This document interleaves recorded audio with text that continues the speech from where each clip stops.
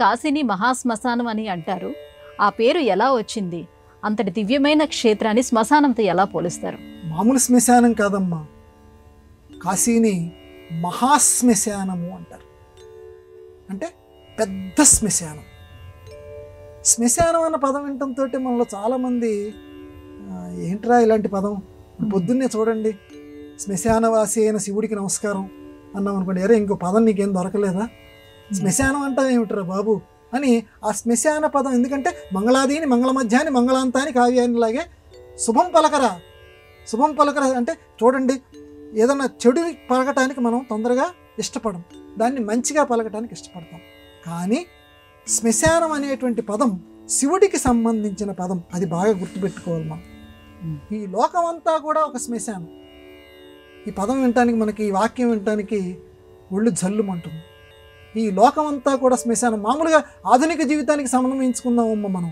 ఇప్పుడు మనం కూర్చున్నటువంటి ప్రదేశంలో కొన్ని వందల సంవత్సరాల క్రితం ఎన్ని శవాలు దీని కింద ఉన్నాయో ఎవడికి తెలుసు, ఎన్ని జీవజాలాలు ఈ భూగర్భంలో కలిసిపోయాయో ఎవడికి తెలుసు, ఎన్ని జీవులు ఇక్కడ నశించిపోయాయో తెలుసు.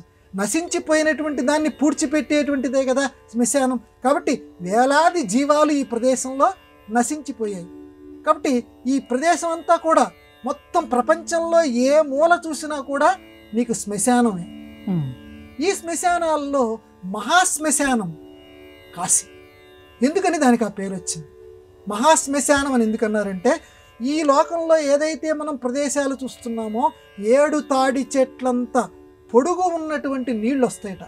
ఒక తాడి చెట్టు పొడుగు ఊహించండి, 7 తాడి చెట్లు ఎంత పొడుగు ఉంటాయో అంత పొడుగు నీళ్ళు వస్తాయట. ప్రళయం అంటే అదమ్మ. అంత ప్రళయంలో సమస్తము మునిగిపోవాల్సిందే, ఏ ఒక్కటి పైకి తేలటానికి వీల్లేదు.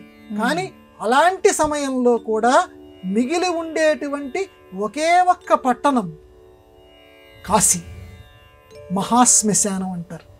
అంతటి సమయంలో కూడా, అందుకే ప్రతి వాళ్ళు కూడా కాశీ వెళ్ళావా, కాశీ వెళ్ళావా, అక్కడ దండం పెట్టుకొచ్చావా అంటారు.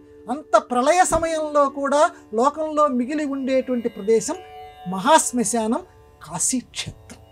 కాబట్టి ఆ కాశీక్షేత్రానికి ఆ మహాశ్మశానం అని పేరు ఎందుకు వచ్చిందంటే, అక్కడ మహాశివుడు కాలభైరవుడు అక్కడ కొలువై ఉన్నాడు. కాబట్టి ఆ కాలభైరవ యొక్క సందర్శనం మనం చెయ్యాలి. ఆ విశ్వేశ్వరుణ్ణి మనం ఆరాధిస్తే శ్మశానం దాటి మనం, అంటే ఈ జన్మ పరంపరని దాటి ఆయనలో మనం లీనమవుతాం. కాబట్టి దాన్ని మహాశ్మశానం అన్నారు. ఇప్పటికీ కూడా 9 నెలలు 9 రోజులు ఇట్లా ఒక నియమం కింద పెట్టారు. ఎందుకని, తల్లి గర్భంలో మనం 9 నెలలు ఉంటాం కాబట్టి, మళ్ళీ జన్మంటూ మనం కలగకూడదు కాబట్టి 9 నెలలు అక్కడ ఉండండి. 9 నెలలు నేను అక్కడ ఉండలేను, కనీసం 9 రోజులన్నా అక్కడ ఉండు. 9 ప్రతీక దానికి, అది 9 అక్కడ పెట్టారు. అంటే ఈ నవం, ఈ 9కి సంబంధించి మళ్ళీ జన్మ పరంపర మనకి కలిగి మళ్ళీ రాకూడదు అని చెప్పి. ఇంకొక విషయం కూడా చెప్పి దీన్ని నేను ముగిస్తాను. ఈ కాశీలో ఉన్నంత మాత్రం చేత ప్రతి వాళ్ళకి కూడా ముక్తి వస్తుంది. కాశీలో ఉండాలి, కాశీలో ఉండాలనుకుంటారు చూడండి. కాశీలో చనిపోతే అక్కడ ఆయన తారక మంత్రం ఉపదేశిస్తాడు, ముక్తి లభిస్తుంది అంటారు. కాదు, కాశీలో ఉన్న వాళ్ళందరికీ కూడా ముక్తి రాదు. అది బాగా గుర్తుపెట్టుకోవాలి. కాశీలో ఎవడై ఉంటూ మమకారాన్ని విడిచిపెట్టినటువంటి వాడికే ముక్తి లభిస్తుంది. కాశీలో ఉంటూ మమకారంతో ఉంటే నీకు ముక్తి రాదు. అంటే చూడండి, ఇక్కడ ఇంట్లో ఏవైతే భోగాలు అనుభవిస్తున్నామో, ఒక ఏసీయో ఒక ఫ్యానో ఏదైతే అనుకుంటున్నామో, కాశీకి వెళ్ళిపోయిన తర్వాత కూడా ఆ ఇంట్లో అక్కడికి వెళ్ళిపోయి నాకు అక్కడ చల్లదనం కావాలి, అక్కడ శీతలీకరణ యంత్రాలు నాకు కావాలి అని నువ్వు ఆశిస్తూ ఉంటే, నువ్వు కాశీకి వెళ్ళిందే మళ్ళీ జన్మ రాకుండా ఉండాలని చెప్పి ఎటువంటి సుఖాన్ని నువ్వు ఆశించకూడదు.